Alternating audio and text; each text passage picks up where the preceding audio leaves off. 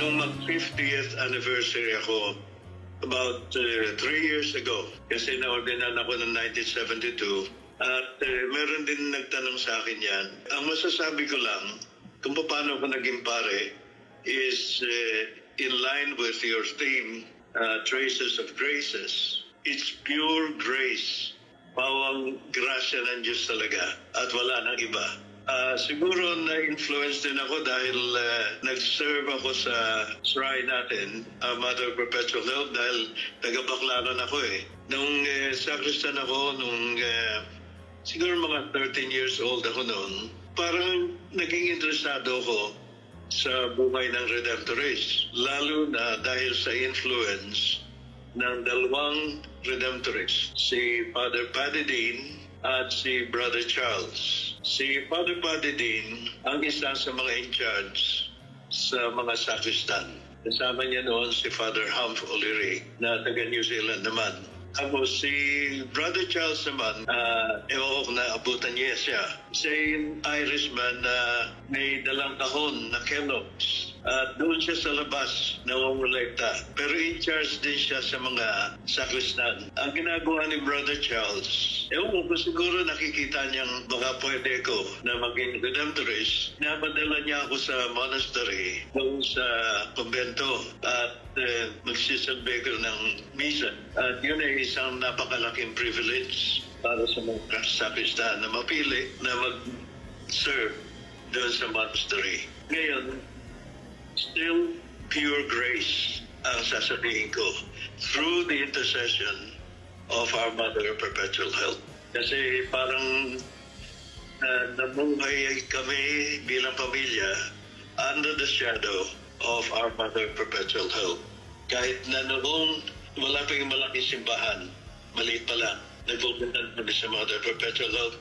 Kahit na ang parokya namin, Santa Rita, nagpupunta rin kami sa Mother Perpetual Help. Ayun siguro ang mga unang seeds of grace sa aking buhay. At si Mother Perpetual Help ang nagpatnubay sa akin all throughout my priestly ministry and my religious life. I never cease to be amazed na in spite of myself, may nakikita akong inihibo talaga ng grasya ng Diyos.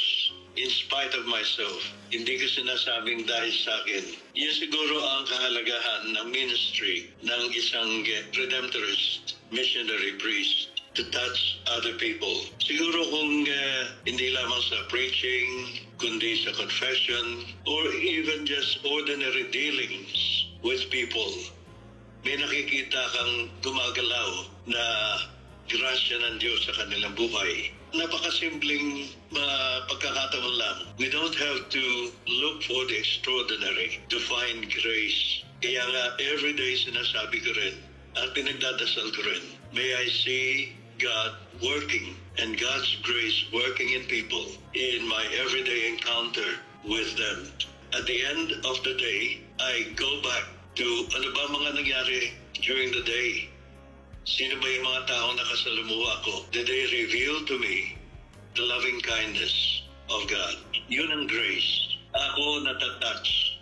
And I keep on telling myself na hindi dahil sa akin. Ginagamit lamang ako na instrumento ng Diyos for His grace to reach people and to touch them and hopefully to transform them. Napakalaking grasya yan para sa akin.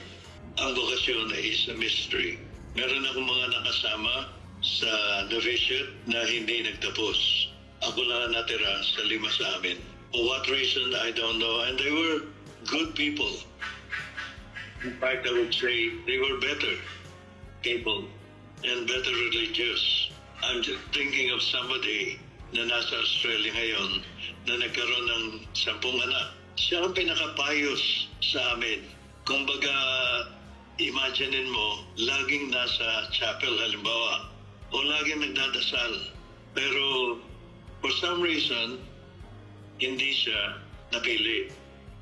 In fact, dinala siya sa kanilang bahay ng aming novice master. Kaya hindi ko alam, it's a mystery.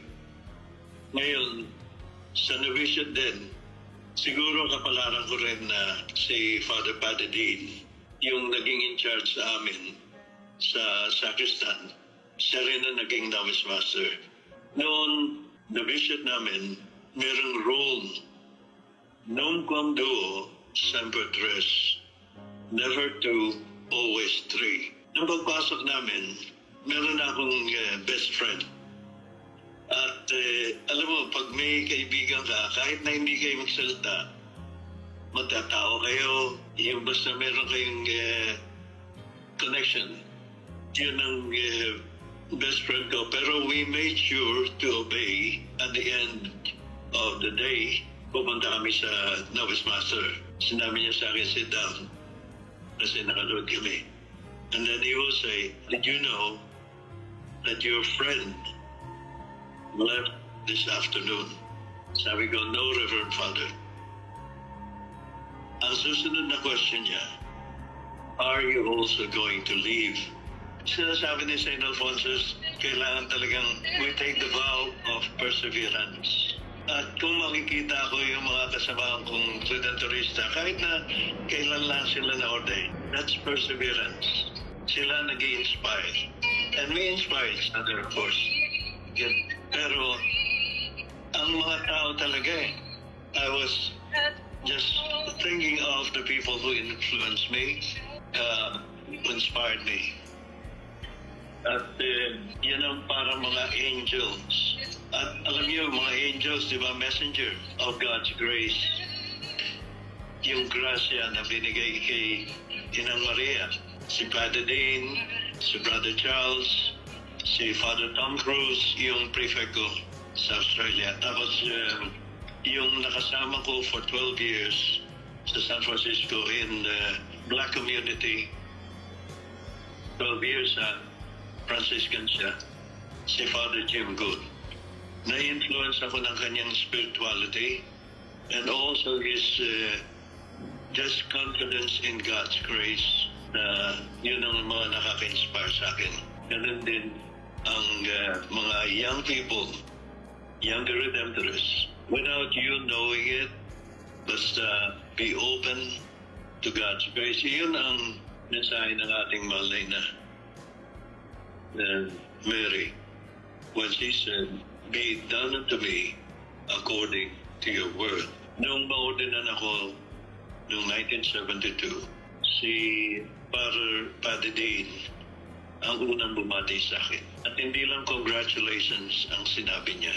The door is wide open for you to leave. Yun ang sinabi niya. Anytime you want to leave, the door is wide open. Kakaultayin ko lang yun. Yun ang mensahe. But, sabi niya, in order to stay, you have to make your commitment every day. You have to make your commitment every day. Hanggang ngayon, dala-dala ko pa sa akin yan. Kaya minsan, halimbawa na lang, kahit na ordinaryong na-assign ako sa pinakamaagang misa, dito malamig. And I don't want to get up. O kaya, yung gusto mong stay that longer, na-iisip rin yung commitment.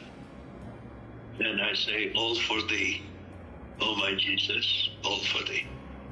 Ang lahat ay para sa'yo.